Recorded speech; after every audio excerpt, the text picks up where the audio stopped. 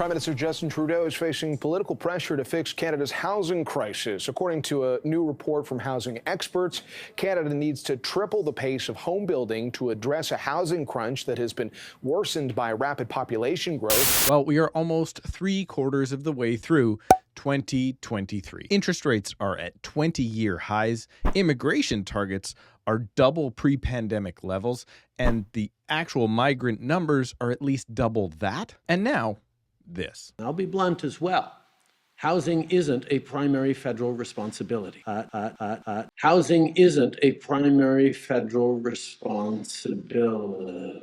Yep, that is the leader of our country sloughing off his role in the housing crisis that his government helped to create and is currently making worse. And now it appears that Vancouverites are miserable and preparing to flee the city in search of greener pastures, or at least more affordable pastures in other parts of the country or even the world. And I found this great CTV News video explaining just how bad it's gotten, titled "Housing Nightmare: Why Are So Many Metro Vancouver Residents Miserable?" And make sure you stick around until the end of this video, because I uncovered something about this particular housing crunch that you are not going to believe, until you, of course, see it for yourself. But first, a quick message from our sponsor, the subscribe button. Yes, you can redeem your free click of the subscribe button right now, totally for free. And that's great news, because according to YouTube, only 34.5% of you watching this video right now have done so. And act now, and our sponsor, the subscribe button, will throw in a click of the like button at no extra charge, just for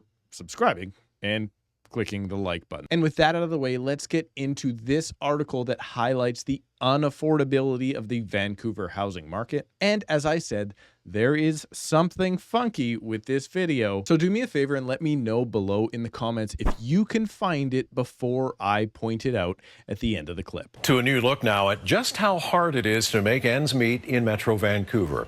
Turns out the vast majority of residents have seriously considered leaving the region to escape the high cost of living.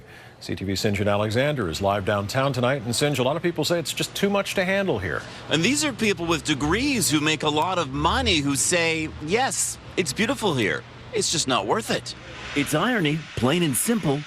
Let me know also if you think it's worth it down below in the comments or not, because I'm interested to find out. Vancouver's reputation as being one of the world's most livable cities is making it unbearable. Do you understand that people are miserable in the city? Oh, heck yes.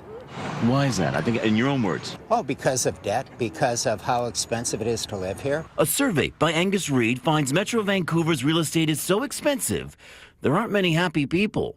Let's take a look at that real quick. 21% say they're happy, 34% say they're comfortable, 27% uncomfortable, and 18% are miserable. Are just downright miserable. The happy own their own home, most don't have a mortgage or more than 2 people at home, and they don't commute. They're retired, they're empty nesters, they bought into the market long enough ago that they are not feeling this particular pain point. The miserable?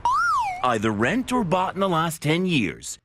Mental note there, keep that in mind. They either rent or they've bought in the last 10 years. Keep that top of mind, because, well, it's easy to say, yeah, you're happy if your house is paid off, and you're not if you're paying down one of these big mortgages. There are at least 3 people in their home. They commute.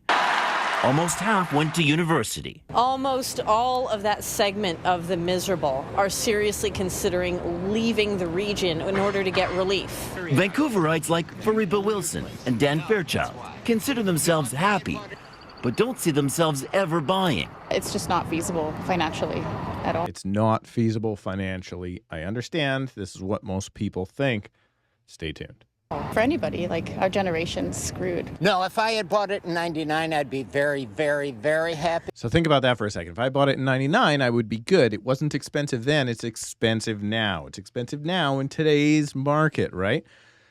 And the other lady, our generation is just screwed. Just hang on here. Bear with me, because here it comes. Let me know in the comments if you get it before I talk about it. Very happy. The Premier says the government needs to make things more affordable, but says if people want to leave, she has some ideas. There are lots of great places to live. Fort St. John is booming, and it won't be long before we need lots of new people up in Kitimat and Prince Rupert. The views are amazing, by the way. Well, they're amazing here too, where the miserable feel like they're part of Victor Hugo's novel.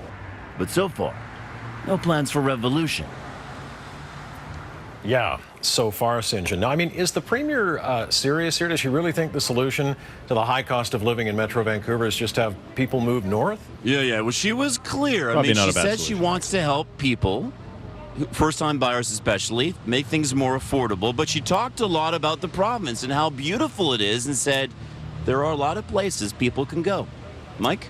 All right. Thank you, St. John. You bet. All right, there you have it. Did you catch it? If you're not from BC, you likely didn't.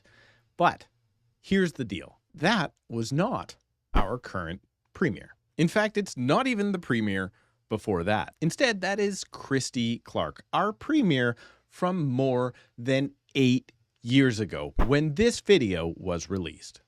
Yep, this is another example of how news agencies just always keep trying to have us Canadians live in fear. And apparently, according to this, make us miserable. And it also points out something that I like to point out all of the time. No matter what, no matter how much it costs to live, people will always think that now is worse than before. After all, we are human. We always think we have things now that are unaffordable and that we used to have it better, or our parents did. But just remember that if 8 years ago, anyone in this story could have found a way to buy a home when the prices and mortgage rates were less than half of what they are today, rather than make excuses for themselves, well, they would find themselves today in a much better situation. And that won't change if you were to buy today. Because in 8 to 10 years from now, you will probably look back at a time similar to this one and wish